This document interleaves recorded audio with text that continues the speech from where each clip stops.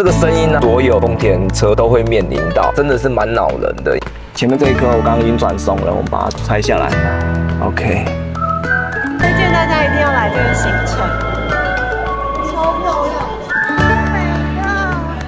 亮。绿色的那个垫片，它已经脆化掉了。拆装的过程花了2个半小时，困扰已久的异音啊，算是完全解除了。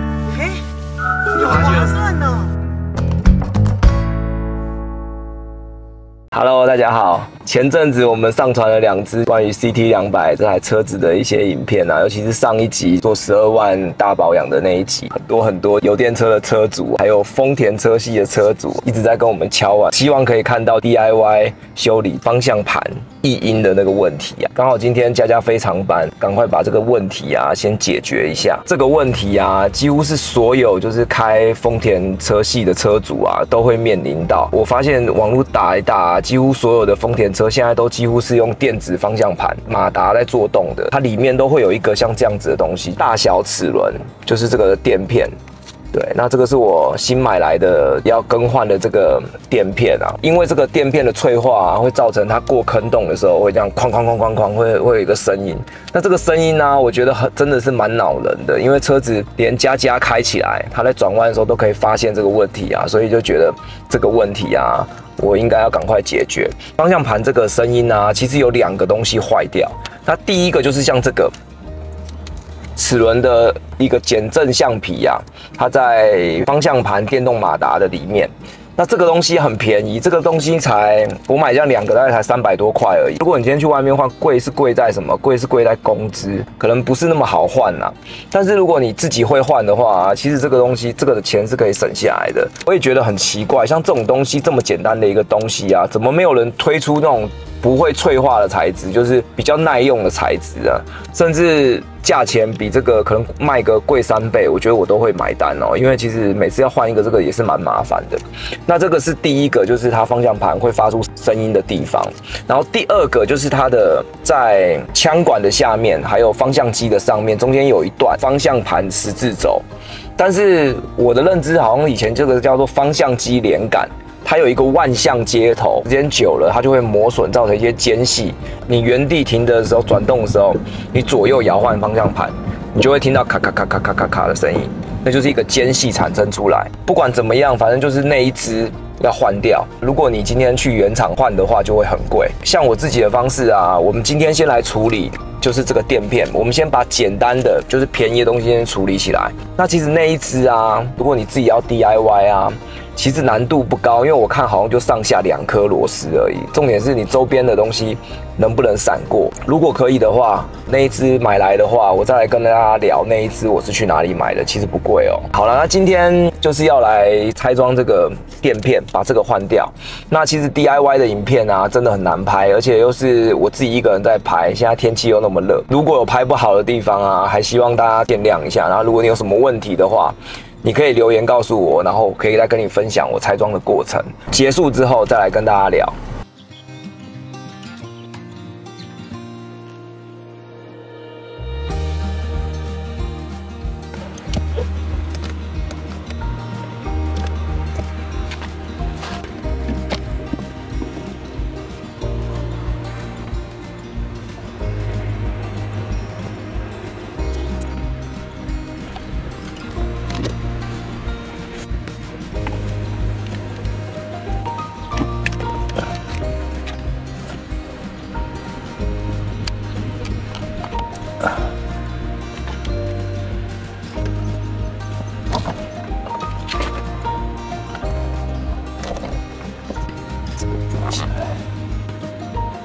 这边有一颗螺丝，这边有一颗，这边有一颗，然后安全气囊，这边有一颗，然后这边有一颗。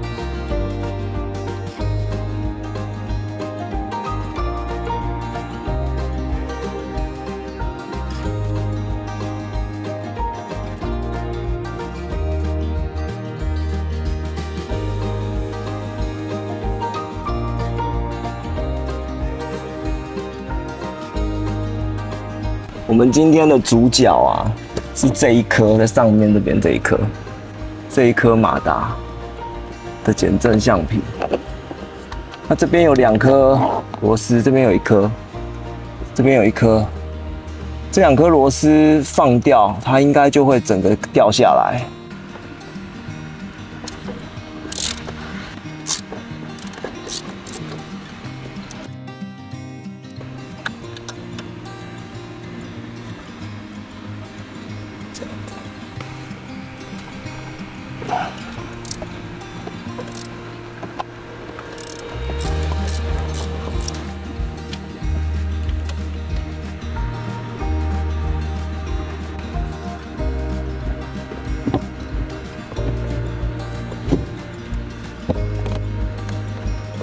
拆掉这2颗螺丝以后啊，它这个就可以，整个方向盘就可以掉下来了，就变成这样子。好，这一颗就是我们要今天拆的那个马达，它在这边，它已经看到1颗螺丝了，这个地方那一颗，你看到1颗螺丝应该拆得到，但是里面那一颗就可能不是很好拆。我们先来看一下怎么样处理。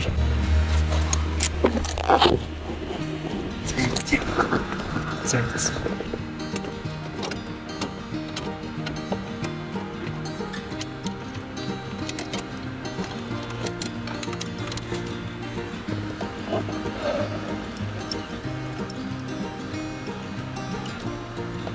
把这一颗螺丝，2颗螺丝，然后后面那一颗，后面这一颗是长的这一只螺丝，这只是14号的。对，这只螺丝拆掉，它就整个掉下来了。然后我们的目的是要拆这一颗马达嘛，1颗是在这边，另外1颗在它的后面。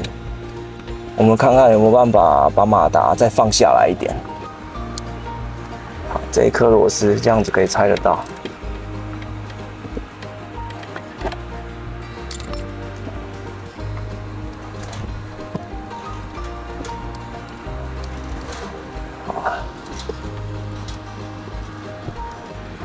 后面的这颗螺丝啊，要钻到后面去，实在不好拍。但是找到角度以后转下来就好了。那我后面这一颗螺丝已经转下来了，剩下就是前面这一颗我刚刚已经转松了，我们把它拆下来。它其实就2颗螺丝而已，只是因为空间很小，所以比较不好处理。OK。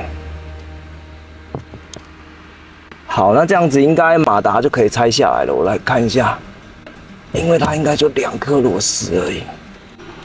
好，终于哦，我们刚刚把这个分开来了，它已经脆化掉了，有没有？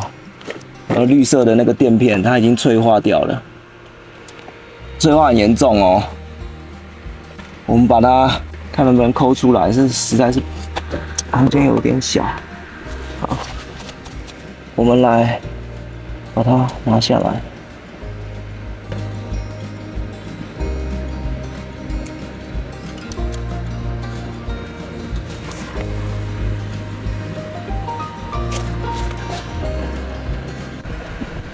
这个是刚拆下来的，它中间这一层绿色的这一个破掉了，但是这个小的这一颗齿轮啊，看起来还是好的，可是因为一次换可能不太可能，就是只换1个，对啊，然后都碎掉了。这个是全新的，我们就把它装上去就可以了。这个是小的齿轮，大小齿轮。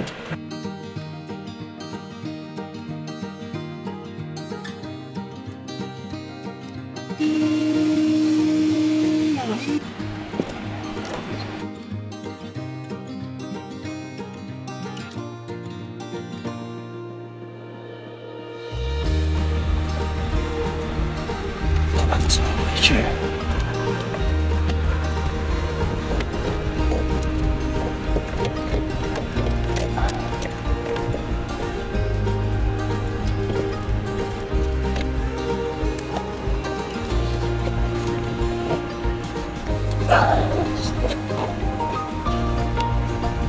我把它马达，我不知道看不看得到，对不起，这一颗螺丝，这一颗螺丝，然后后面的螺丝把它卡进去之后，现在把它捉紧就好了。那我因为这个马达其实它有一些重量，所以我是用这个千斤顶把它撑着这个方向盘，然后前面是浮在这个椅子上面，才有办法。不然的话，一个人其实不是那么好装哦，需要一些角度卡进去才行。好，我们现在把它收尾的部分把它锁上，应该就装回去，应该就可以了。我们马达的螺丝啊已经锁好了，这一边啊刚好可以用那个12号的开口，它这边刚好有一个角度可以，但是只能锁一点点，但是还是锁得到，所以还是 OK 的。对啊，锁紧了以后，我们接下来啊就锁这2颗螺丝。我看起来好像就是方向盘往上拉。锁这2颗螺丝就好，枪管下面这一颗螺丝我还没有锁，我是用一个1字起把它先卡着，对，然后我们先来锁上面这一个螺丝，上来。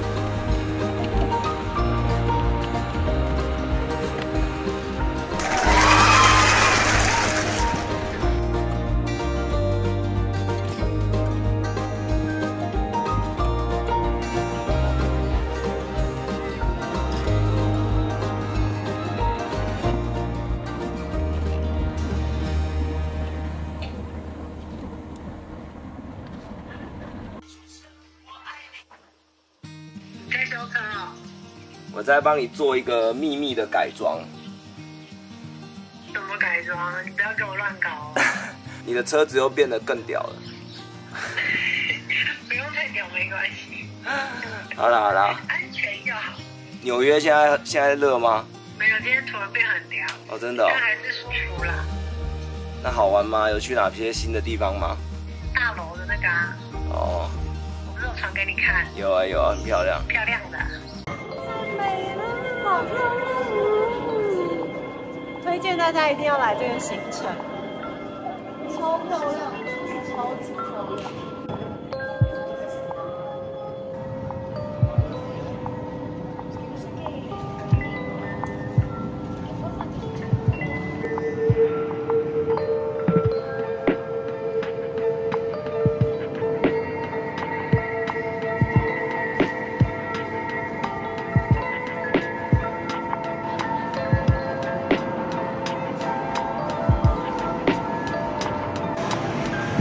超可爱。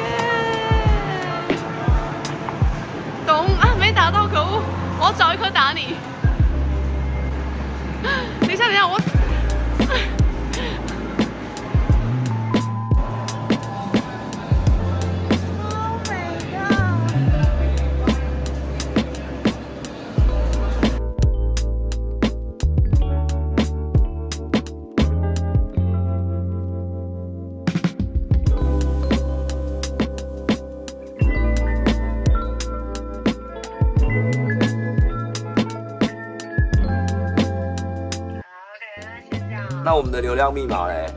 你们现在晚上吼，很晚吼。现在晚上我们的流量密码已经断电，它已经断电好几次。是哦，那你怎么还不赶快睡？好啦，你赶快睡啦！我刚刚把车子弄好，我要去试车了。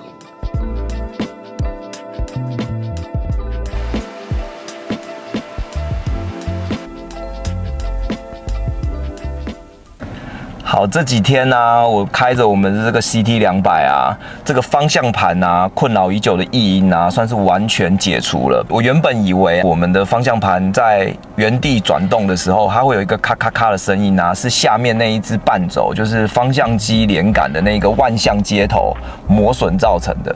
但是目前看起来啊，换了这一个就是齿轮的垫片啊，它这一个问题啊，也都解决了，所以并不是因为我们的方向机的那个枪管磨损的哦，这跟我当初判断的方向其实是一样。先从便宜的零件开始来换，下面那一只方向机连杆啊，其实我已经买了，而且已经在路上了，可能就先留着，之后如果真的有间隙的时候再来更换。想要再跟大家讲一下我整个的拆装过程，其实自己一个人啊在拆这个东西真的是不好拍，没有旁边另外一个人帮忙拍啊，真的是很难一个人施工，尤其在转一些螺丝的部分。所以想要再跟大家强调一下我的拆装的过程。拆的东西不多，主要就是枪管要放下来。那枪管有2颗螺丝在前面，它是从下往上锁的，其实螺母啦，2颗螺母，好像是12号螺母。下面枪管有一支横插的螺丝这么长，它是横插在下面的，好像也是12号。这3根螺丝啊松掉，你的枪管就可以整个放下来。那记得要下面垫一个东西，我是垫了一个三角锥让它撑着。枪管掉下来之后，你就可以拆得到后面那个方向盘电动马达的那上面那2颗螺丝，上面的那2颗螺丝好像是14号的。那一定要有一只开口，你的开口是可以就是卡里卡里的，就是可以不用一直在那边换角度，不然你会拆得很累。那2颗螺丝松掉啊，你的枪管再往左边打大概70、80度，让它斜过来，你就可以看得到你的垫片破掉坠下来了。装回去啊，相对来讲是比较麻烦，因为我在装这个垫片进去以后啊，我在合上去那个上面的电动马达的时候，那个齿轮要对准那个垫片，搞了好久才能够对准。最好是把垫片装在上半部的马达部分，这样子合会比较顺利。装回去的步骤啊，我是把下面那一只螺丝先用一个1字起把它先卡着，把上面2颗螺丝先把它含住，再来锁后面的那2颗马达的14号的螺丝。锁好了以后，再把枪管装回去。开装的过程全部弄好，大概花了2个半小时，有绝大的时间都是在装的部分。装真的花了很长的时间，因为它的空间实在太小了。我觉得如果下一次让我再拆这个东西啊，我可能会把我的驾驶座的这张椅子把它拆掉，让施座的空间可以宽一点，躺在驾驶座这边铺一个垫子躺在上面，然后头就可以躺在地上，然后这样子往上看面拆，应该会方便很多。这是我个人的一点小小建议。我知道在荧幕前面有很多高手，如果你是修车厂或保养厂有在换这个垫片的啊，也欢迎你留言告诉我，因为我身边有好几位朋友啊，都找不到外面有一个保养厂愿意帮他单换这个垫片。我相信会有很多车友去找你换，当然我觉得工资收高一点绝对是合理的哦。那原厂我想应该不用说了，原厂一定是换总成的，那都是要好几万。还有就是自己来 DIY 做保养的那一支影片啊，有很多车友在我们的影片下面留言啊，在这边要谢谢大家，感谢大家的支持，大家的留言我都有回复，然后也都有看到，很多朋友很喜欢这样的影片。其实啊，在这个留言下面啊，我看到很多人提到就是自己 DIY 其实可以省下很多钱，确实哦，其实省钱我也觉得是这个好处之一，但是我觉得想要跟大家讲的背后，我觉得是有另外一层含义的。自己在养车用车的这个过程啊，其实当初也是花钱买了很多的经验。如果你今天啊，对于你自己的车子啊是很了解的话，你在外面维修的时候啊，你就不会被人家乱开价，或者是被人家换掉一些你可能不是这个问题的一些车子上的零件。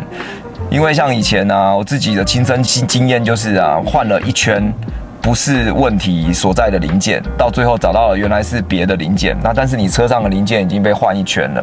像这一个齿轮，这几天啊，我有发了一个动态在我的 IG 上面，然后也有几位朋友啊讯息我，他就说他的 RAV4 也有这个方向盘异音的问题啊，然后他回原厂跟他报价15000要换整个枪管总成，一定有朋友回原厂把整个总成换掉，只为了就是要解决这个方向盘的异音哦。那如果你今天对于你的车子更懂、更了解的时候，你是不是就可以省下这一笔钱之外，你还可以避免掉把你车上没有坏掉的零件被换掉呢？如果像我的话，我就不可能会把它换总成，因为我很清楚的知道它就是一个垫片，你只要换掉这个垫片，它就可以解决掉这个声音。但是如果你今天对于你的车子不了解的人，你会买单吗？而且，如果你今天啊要去外场做大保养的时候啊，你可能要花费掉的是更多的时间，包括你来回的开车的时间啊，然后还有在保养厂等待的时间。换变速箱油的话，你必须等到变速箱油冷却了以后，你才要换。加一加的时间啊，你可能就是半天一天过去了。当然，有些人很喜欢就是外场一些像原厂的一些服务，有些人可以吃冰淇淋啊，或者是可以跟一些小姐姐聊天，那个也算是在他们的就是收费的服务里面，我觉得那个也是 OK。但是当你真正要处理一些问题的时候，你会花这个钱吗？对，就像是我那个朋友，还不止一位朋友，就是讯息我，就是遇到这个方向盘异音的问题。总之，在这边还是都谢谢大家，就是喜欢我们的影片。我们的影片啊，其实都是在分享我们自己的生活日常，还有我们的生活态度。希望大家能够看得很开心，看得很愉快。那我们下次再见喽，拜拜。我很想念我的爱车。好，给你开。为什么车变那么脏啊？因为前几天呢有一点下雨啊。你有发现？好划算哦！你有发现有什么不一样吗？好划算哦，都没有声音嘞。纽约好玩吗？很开心哦。开心啊，跟好朋友一起飞，当然很开心。哇，真的丝滑起来，都没有声音，对不对？整个丝滑起来。你前几天就在忙这个哦？对啊，就是网友说的这个小齿轮小垫片，对啊。才385，解决了这方向盘的意义。是哦。对啊。